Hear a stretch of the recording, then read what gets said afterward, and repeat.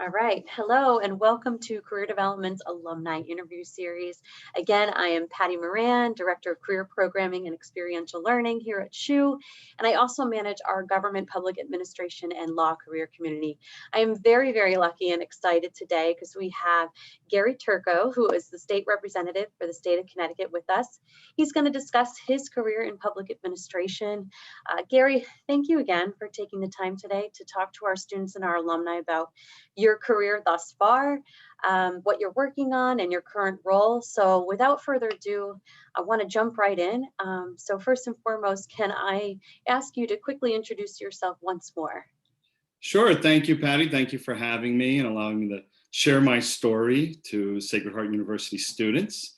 So again, my name is Gary Turco. I'm a state representative. I represent the town of Newington, Connecticut, which is right outside of Hartford.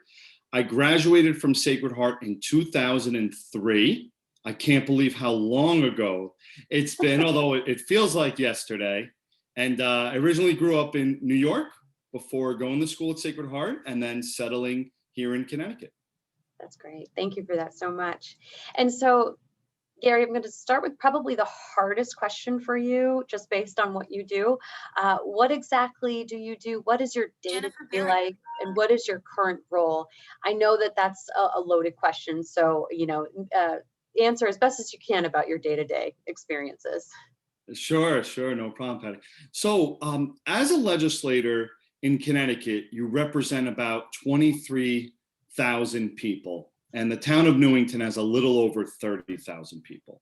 And I'm serving in my second term now. So I've gotten to know a lot of people now in over 2 years as state representative. And prior to that, I was involved in the town and local politics. So when you get to know so many people, you become the one that they go to, that they call, they email, they text, they find on social media. Sometimes they literally knock on my door with everything and anything that they like to talk about. It could be a federal issue. They're very upset about something going on in Congress or the White House, or it's a local street issue, their garbage wasn't picked up, or all the issues that the state is involved in.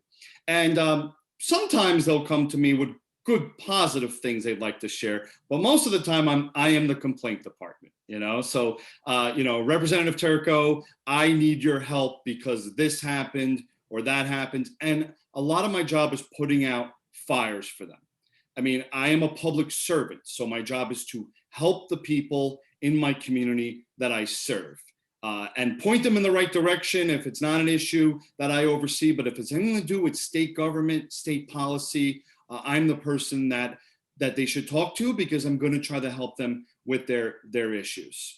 Even just today, I got several calls, somebody that's having a problem with their insurance company. Their claim was denied. Their roof is leaking from the snowstorm. They need help.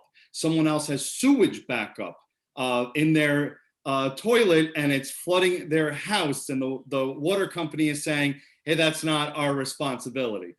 Somebody wants to make sure that we can sell wine in supermarkets here in Connecticut because they were able to do that in the state they came from previously. So the issues vary, and every day is something different. And besides helping out all these individuals with their problems, making sure that they feel listened to, I also serve on several committees at the legislature where my job is to help create new policies and laws. And they are the Higher Education Committee, which I'm the vice chair, which I'm very excited because I work with Sacred Heart University and our other colleges and universities to help make sure that they're providing the best education possible to our students here in Connecticut. Love that. I serve on the Appropriations Committee to help create the state's annual $20 billion budget, funding different programs that are needed. And then I serve on the Veterans Affairs Committee to help our active duty and our veterans that are home now here in the state with anything they may need. So all the different policy issues, proposals that come through those committees, we have public hearings, we have debates, and then we have votes through the legislative process to make the ideas people have into laws. That's incredible. It's really never a dull moment in this line of work, that's for sure. And I think you did an excellent job at really articulating that. And I know that you have had so many successes thus far, and certainly I know you will have many more. And I'm curious if you could share with the audience, what do you think contributed to your successes thus far, and ended up putting you where you are today? Yeah, I will say when I first entered Sacred Heart, I was a rather shy individual. I never was involved in different clubs or activities or student government in high school. And I did have an interest in politics and government, really liked my history class. I had to do some internships in high school. So when I came to Sacred Heart, I took political science, 121 core course.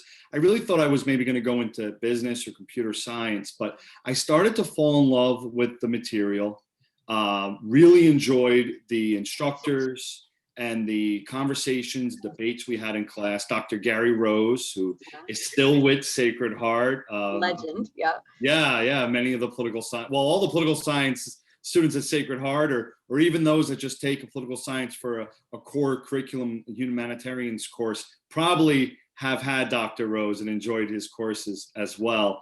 And again, I didn't even think that that's the career that I go into, but I started to really enjoy the courses. And then it was sophomore year, Dr. Rose started to see something in me and said to me, you really have a knack for this. You're one of the best students in my class and participating in the conversations and giving good feedback. So what about doing an internship at the state capitol?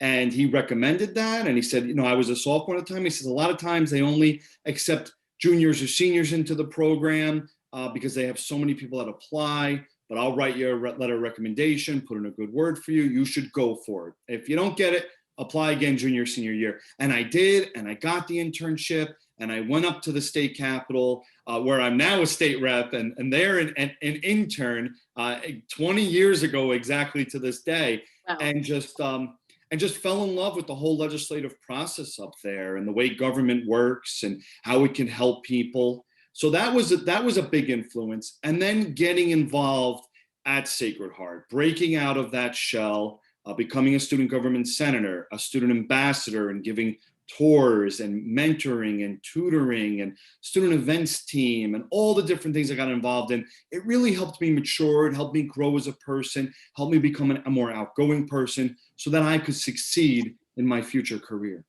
That's that's wonderful. And I think you started to answer my next question, because I was going to ask you, if you were to do it all over again, would you do anything differently with your time at Sacred Heart? And I know that you took advantage of so much, but perhaps would you have started even earlier than you did with getting involved?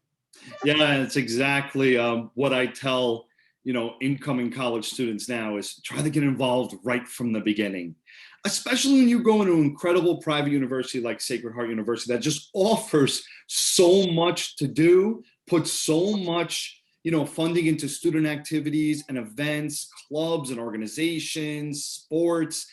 There's just so much opportunity. And it took me a little time. I think I did a great job making up for my second half at Sacred Heart, but I wish right from being a freshman, I got involved in so many more things. I probably would have enjoyed my experience even more. That's great. And I think, Gary, you're always one step ahead of my question, which is wonderful. I was going to leave the session with one piece of advice that you may have for our students. I know you already provided some advice in the answer to your last question, but anything else you want to add? Yeah, I'll give some advice specifically for going into political science, government, public policy. One, make sure it's something you're passionate about.